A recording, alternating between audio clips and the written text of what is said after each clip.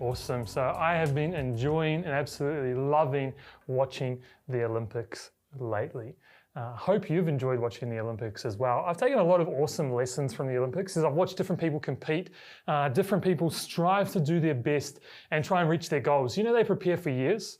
It takes 4 years every Olympic cycle, so 4 years of preparation just to peak at the right moment, just to be the best athlete at the right moment to win your final games. But there's so much heartbreak along the way as well, and you can really see the passion on the faces of the athletes as they compete in the finals or along the way, and then the heartbreak and the emotion when they miss out, but also the heartbreak and emotion when they win. It's so interesting to watch and so cool to see people at their peak, at their highest quality.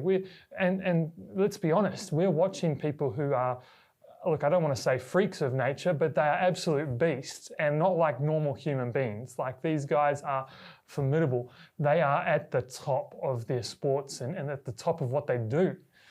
But yeah, I love watching it, and it's sad that it's finished now, but I look forward to being able to watch it again at the next one, and I'm really looking forward to the next one as well. But as I was looking at the different athletes over this Olympics, and just considering, you know, what it would take to be an athlete and what it would take to make it to the Olympics, I couldn't help but be really impressed by some of the quality of people who were on display, some of the top athletes that we had competing. And I've just got a few photos for you of some of the, like, what I consider to be some of the most impressive athletes at the Olympics Games. So this one here, this is our first picture. This person here goes by the name of Hind Zaza. I don't know if I'm saying that correctly, but Hind Zaza is a 12-year-old Syrian table tennis player. She competed at the Olympic Games, and she is the youngest athlete at the Olympic Games for Tokyo 2020, which I think is incredible. 12 years old. 12 years old. And if I stop to consider my life, I'm a lot older than 12. I'm more than double this young girl's age. And what have I achieved in my life? How far have I gotten in my life? I certainly wasn't competing at the Olympics at 12 years old. I'm not quite sure what I was doing at 12 years old. Probably watching TV shows or something like that. I don't know. I'm not sure what I was doing. Okay, this one here, our next photo here, this is Momiji Nishia. I'm not sure if I'm saying that one correctly either. Momiji Nishia. She is 13 years old. She competed in the skateboarding, and not only did she compete at the age of 13, which is an incredible achievement in and of itself, but she actually achieved a gold medal. A gold medal at the age of 13. She came first for women's skateboarding. And this, mind you, this is not children's skateboarding. This is not the children's Olympics. This is the adults Olympics. This is adult skateboarding. First place gold medal goes to Momiji Nishia of Japan, which is, I've got to say, absolutely incredible. To reach the top of your sport, to be the best athlete by the age of 13 is impressive. But let's go a little bit closer to home. Let's take it back. Keegan Palmer. Keegan Palmer. I love this photo. I love the look of shock on his face. He won gold medal representing Australia. He's 18 years old, and he won gold medal representing Australia in the skateboarding as well. What are you able to achieve? I guess in showing you these athletes, especially at such a young age, I just wanted to challenge you guys. What are you capable of? Our next Olympics is in 2024 in Paris, and who knows which one of us will make it there. I might actually make it to play soccer, which would be quite incredible. Pastor Chanel might make it to play artistic swimming, which would be an absolute miracle if that was possible.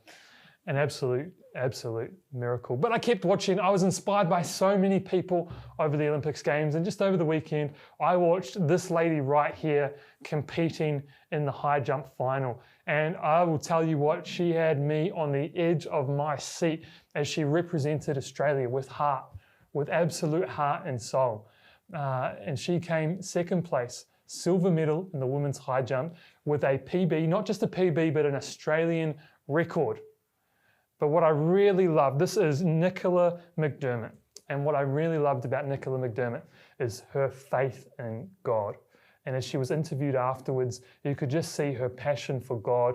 And she said something along the lines of, she can't wait until the stadiums are filled again, not just for sport, but for the gospel to be preached into the world, which is just awesome, to be the top of your sport and to put your faith in God first and say, I really believe in God and I'm so thankful for what I'm doing. Just absolutely awesome.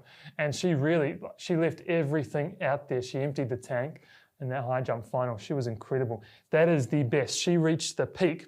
Let's show another one. Patty Mills. Patty Mills. Australia won their first ever medal in basketball at the Olympics, a bronze medal. And you could just see his heart, his soul out on the basketball court there as he came in clutch for Australia. He's just really been impressive, the whole tournament really. And I'm sure he will go down in history for his talent and what he's achieved in the basketball court. So these are some of the impressive and awesome athletes that I think of when I think of them being their best, when I think of them going all out and competing as best as they could at the Olympics and achieving so many incredible things. I couldn't help but think as I watched this, who's the greatest athlete of all time? Who's the best athlete to ever compete at the Olympics? And of course, I'm sure you can already guess it. You've probably already typed it in the chat, in the comments there. The greatest athlete of all time, or the best, would happen to be the fastest man alive, Mr. Usain Bolt. Oh, I absolutely love watching Usain Bolt. I just remember watching him as I grew up. Watching him run was always exciting. We would watch the 100-meter sprint, 200-meter sprint, just to see this man running, which was just absolutely awesome. When I think of the best athlete of all time, this is who I think of. You know, Usain Bolt, he is known as the fastest man alive. And I did a little bit of research just over the past week to find out a little bit of facts about Usain Bolt. Usain Bolt won 8 Olympic gold medals. 8 Olympic gold medals. That's impressive in and of itself. But if you were to tally up, so he would run in the 100 meters, he would run in the 200 meters, he would run in the relays. And if you would add up every race Usain Bolt ever did at the Olympics, every race he ever did at the Olympics, he only ran for 325 seconds. 325 seconds. Across 23 different races. He won 8 gold medals in 325 seconds. I don't know if you know how incredible that is. That is 5 minutes, just over 5 minutes in total across all of his Olympics for 8 gold medals. That's 1 gold medal for every 36 seconds that he spent running on the track. This guy is incredible. This guy is the top. He is the peak. He is impressive, which I absolutely love. He claimed 19 Guinness World Records over his career, which is just absolutely impressive. But this is what he says. I'm going to chuck a quote on the screen here. This is what Usain Bolt says. He says, listen, the work is behind the scene. Competition is the easy part. Behind the scene is where everything is done to get to that one race that you need to run.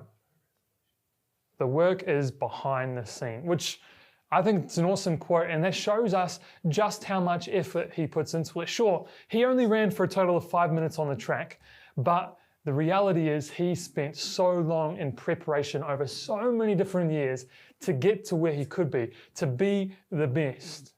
So I want to pause for a moment. And I want to consider, what does it take to be the best?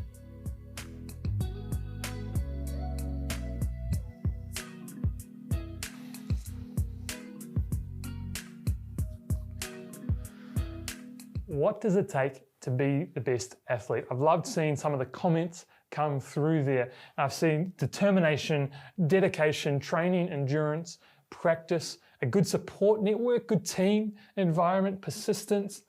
These are just a few of the things that it takes to be the best athlete.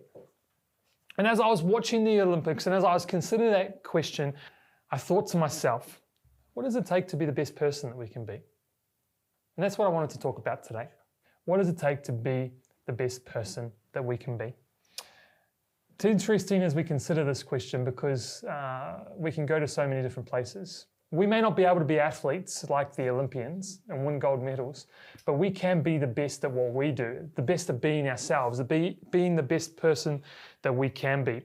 And there's a cool theory that went viral on the internet a few years back, which suggested how to tell whether someone is a good person or a bad person. So that's what I'm going to chuck up on the screen right now for you. It's called the shopping trolley theory.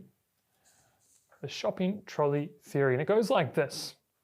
The shopping cart is the ultimate litmus test for whether a person is capable of self-governing. To return the shopping cart is an easy, convenient task and one which we all recognize as the correct, appropriate thing to do. To return the shopping cart is objectively right. There are no situations, other than dire emergencies, in which a person is not able to return their cart. Simultaneously, it is not illegal to abandon your shopping cart. Therefore, the shopping cart presents itself as the apex example of whether a person will do what is right without being forced to do it. No one will punish you for not returning the shopping cart. No one will fine you or kill you for not returning the shopping cart. You gain nothing by returning the shopping cart. You must return the shopping cart out of the goodness of your own heart. You must return the shopping cart because it is the right thing to do, because it is correct. The shopping cart is what determines whether a person is a good or bad member of society. So there you have it, the shopping cart theory. And it went viral because people were suggesting that this is how we determine whether someone is a good person or a bad person, by whether they return the shopping cart. So that's what I ask you right now is, do you return your shopping cart or do you leave it there by your car? Make it an inconvenience for somebody else. And look, this might not be the best way. This might not be the best way to consider whether someone's a good or a bad person, but it does raise some questions. How do we know if somebody's good or bad? How do we know what is a good person, or what makes somebody the best person, the greatest person? In fact, I think that you guys know in yourself.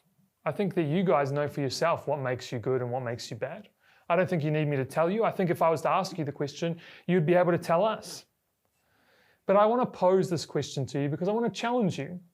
Do we do good things only when they impact us, only when it's good for us, or only when we can see the impacts of the good things, so we see it being good for somebody else, so then we do it?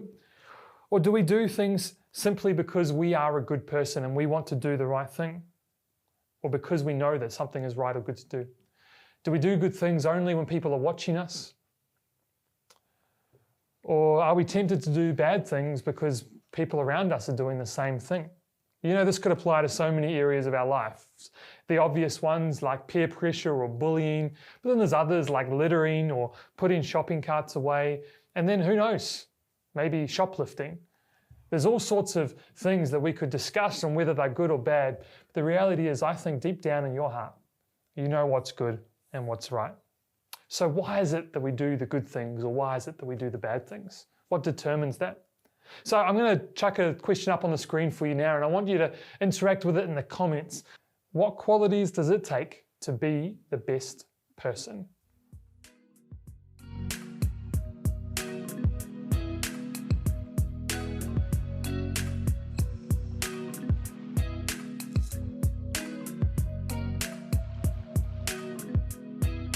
I love seeing those comments come through. We've got a Christ-like character, we've got humbleness, we've got supportive, care and concern for others, a sense of service, putting others first, being who you want to be yourself. I love those. I wrote a few down myself. I wrote down courage, I wrote down commitment, loyalty, caring, kindness, talented, doing the right thing. Just a few of the qualities that it takes to be the best person that we can be, to be the best version of ourselves. So what you guys have proven to me is that you already know. You don't need me to come onto the screen to tell you what it takes to be a good person and what it takes to be a bad person, because deep down inside of our hearts, we already know. But sometimes we don't always do it, and we're not always the best at it. So I really want to challenge you this morning. That's just what I want to leave with you. I want to challenge you In this video, I want to challenge you to step up and be an example of what it means to be the best person. Step up and be an example of what it means to be the best person. There's a powerful Bible verse that I've really held on to in my life and in my journey growing up, because I always used to feel like this big battle against the adults. You know what it's like when you're a teenager, when it's like you against the world, this battle against the world. And I stumbled across this Bible verse that's really, really hit home for me, and I really claimed it as my own growing up. And I still claim it today because I'm a young pastor, and I claim this Bible verse. It's found in 1 Timothy 4, verse 12. It says, "Do not let anyone look down on you because you are young, but set an example for the believers in speech, in conduct, in love, in faith, and in purity." And man, when I first found this Bible verse, I loved it because I saw it and I go, don't look down on me because I am young. I would quote that to my pastor. I would quote that to my teachers. Don't look down on me because I am young. Don't look down on me because I am young. The Bible says it. Don't look down on me. And it's true. It's true. We shouldn't look down on anyone because of their age. We can learn a lot from people, from both young to old. We can learn so much from each other if we just listened and we just paused to chat with each other. But there's more to this Bible verse, yeah? Because I got hung up on that first half of it, that don't look down on me because I am young. But I missed the second half of it, and that's what I want to hone in on for you guys today. Set an example for the believers in speech, in conduct, in love, in faith, and in purity. You know, Paul, as he writes this, he's saying to Timothy, he's saying, look, nobody should look down on you because of your age. They shouldn't. Your age, you are right to serve God. But at the same time, you need to set an example to them. At the same time, you need to be the best version of yourself that you can be in every aspect of your life, okay? In everything from the words that you say, to the way you live your life, to the love that you show to others, to your faith in God and into purity. Every aspect of your life, you need to be setting an example. You need to be the best version of yourself. And when you are that person, nobody will be able to look down on you. So I wanted to leave that with you today. As we consider the Olympians, as we consider them that they reach the best, they reach the pinnacle of their sports, the top athletes from around the world, they are the best at who they are. I want to challenge you to be the best version of yourself, to be the best at who you are. And hey, don't look down on you because you are young. Don't let anyone look down on you because of your age. But at the same time, set an example. Be the best. Be the best type of person that you can be. And I know that deep down in your heart, you already know what that looks like. When the athletes are out on the field representing their country, they do it with pride, they do it with passion, putting their heart, their soul, everything onto the line to represent their flag. We've got the Australian flag behind us, and to represent their country. I want to challenge you to be proud of being the best version of yourself that you can be. Be proud of it. Representing God, representing your family, representing who you are. So here's my thought for you. Will you step up and be better? Be a better person. Be the best.